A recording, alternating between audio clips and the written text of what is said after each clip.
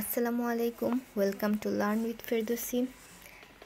আজকের লেকচার 2-এ আমরা শিখব মিনিং অফ ওনারশিপ বলতে কি বোঝায়, অথবা ওনার অফ হাউস প্রপার্টি বলতে আসলে কি বোঝায়। In the context of income from rent under the Bangladesh Income Tax Act 2023, ownership means having the legal or beneficial right to a property from which rental income is derived. অর্থাৎ যে কোনো সম্পত্তি যেখান থেকে আমরা ভাড়া পেয়ে থাকি, সেই সম্পত্তি যদি আইনিভাবে কিংবা উপকার ভোগের দিক থেকে কারো অধিকারে থাকে, তখন সেই ব্যক্তিকেই সেই সম্পত্তির মালিক বলা হবে। In the Income Act 2023, the term ownership includes not only limited to registered owner but also legal owner, deemed owner, beneficial owner and joint owner or co-owners. অর্থাৎ 2023 সালের যে আয়কর আইন, সেই আইন অনুযায়ী শুধুমাত্র নিবন্ধিত মালিককেই সম্পত্তির মালিক বলা হয় না। এখানে আইনি মালিক কিংবা মালিক হিসেবে যারা বিবেচিত কিংবা যে সম্পদ থেকে উপকার ভোগ করছে এরকম মালিক, এই সব ধরনের মালিককেই কিন্তু সেই সম্পত্তির মালিক হিসেবে গণ্য করা হবে। এবং যদি একাধিক ব্যক্তি একত্র কোনো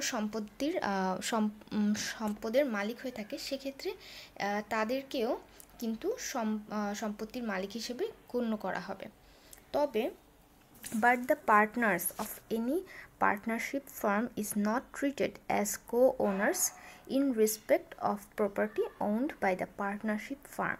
The firm assessable as owner himself. খেয়াল করতে হবে যে অংশীদারি ফার্মের ক্ষেত্রে অংশীদারদেরকে কিন্তু সহমালিক হিসেবে কখনোই গণ্য করা যাবে না, কেননা ফার্মটি নিজে সেই সম্পত্তির মালিক। অর্থাৎ ফার্মটা সম্পদের মালিকানা দাবি করতে পারবে, কিন্তু ব্যক্তিগতভাবে যারা অংশীদার তারা করতে পারবে না। এখান থেকে আমরা বুঝতে পারি আসলে